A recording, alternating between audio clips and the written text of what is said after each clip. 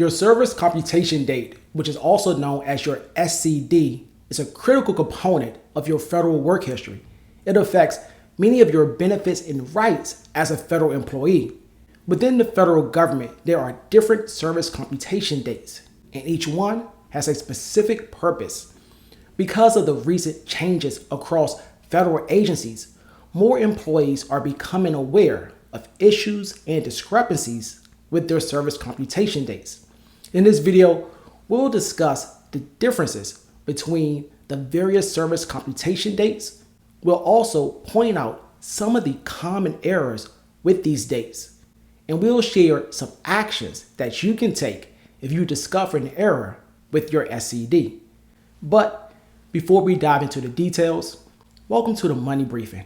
My name is Jarrell Harvey, and I'm with Fedway Financial. On this channel, we cover topics related to personal finance, federal benefits, and retirement planning. So if you find this video helpful, please consider sharing and subscribing. Your service computation date is either an actual date or a constructed date that impacts many aspects of both your federal employment and retirement. Even small mistakes with your SCD can have significant consequences on your benefits and entitlements. However, not all SCD discrepancies are caused by mistakes or errors. Sometimes these differences occur because a federal employee may not fully understand how service computation dates work. The rules and steps for setting, calculating, and changing service computation dates can be confusing. So I want to begin by giving a simple overview of the service computation date and explaining the different types of SCDs. Generally, there are 4 service computation dates that you should know about, but special provision employees like law enforcement officers or air traffic controllers might have an extra SCD that applies to their special category job. In many cases, your SCD starts on the day that you were first hired. However, under certain circumstances, your SCD can be earlier or later than your first day of federal civilian work. This is often referred to as a constructed date because the SCD is adjusted based on your work experience or events that happened before or during your federal career. One type of service computation date is your leave SCD. This SCD determines how much annual leave you earn per pay period. You can accrue 4, 6, or 8 hours of annual leave per pay period based on your leave SCD. You can find this date on your leave and earning statement or in box 31 on your SF50s.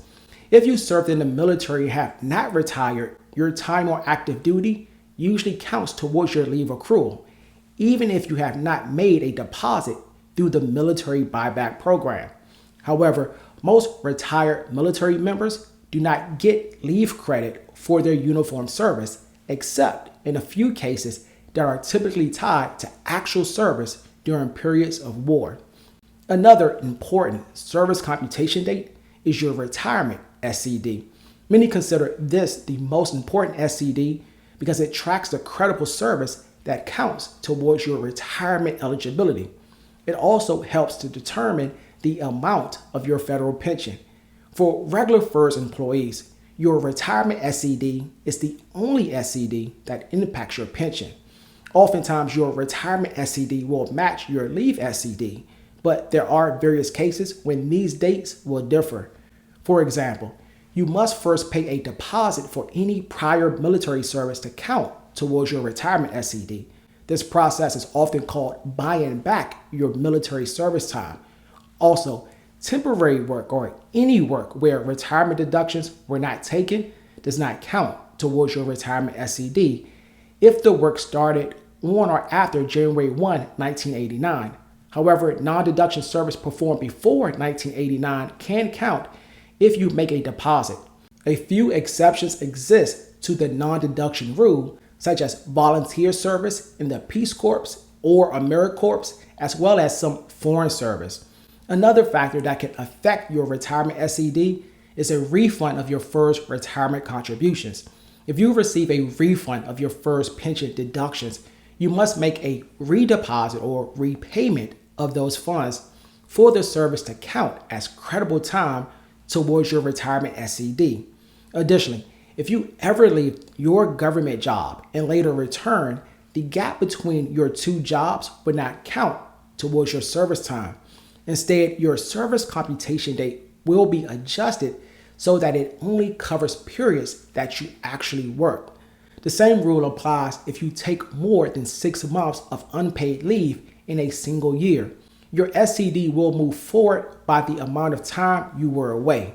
This helps to keep your work history accurate for credit purposes.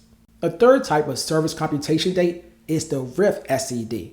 This date plays a key role in determining your retention standing during a reduction in force. It includes all credible civilian and military service, and it can be adjusted up to a maximum of 20 years based on your performance ratings. If you're affected by a layoff, your agency usually lists your adjusted RIF SCD in the official RIF notice that you receive. Generally, the earlier your RIF SCD, the better your chances are to keep your job compared to others in your competitive area. However, your adjusted RIF SCD may not matter if all employees in your competitive area are separated. Another type of service computation date is the TSP SCD. This date applies only to first employees, and it determines when you become eligible to keep all the money in your TSP accounts. Federal employees can always keep their own contributions and agency matching contributions. However, most federal employees must complete at least 3 years of civilian service in order to keep the agency's automatic 1% contributions and any earnings linked to those contributions.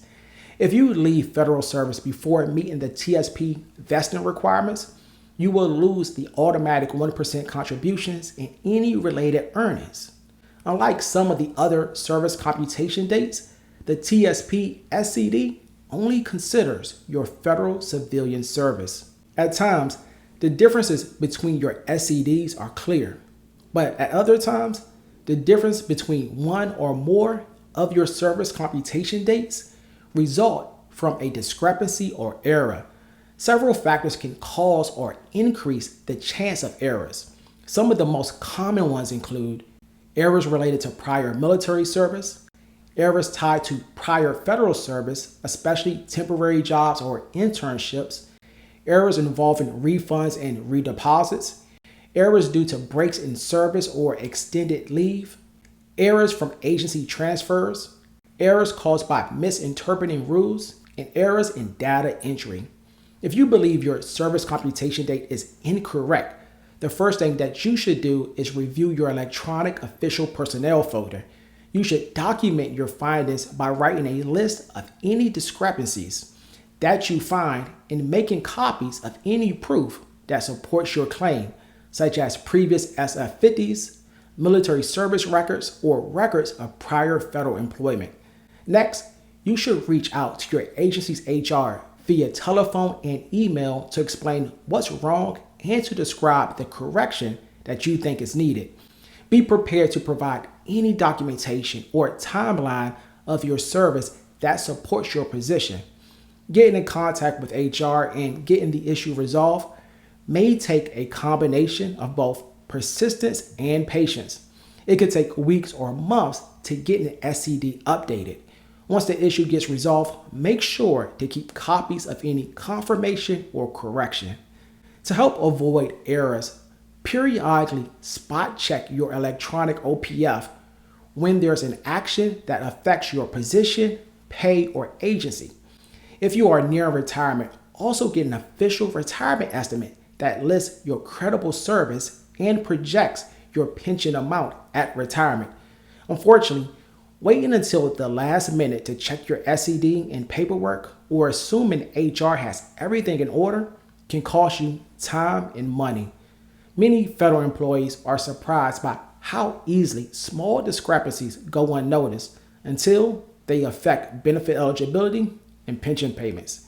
So take some time to review your records, take note of any problems, and get help right away to fix any issues.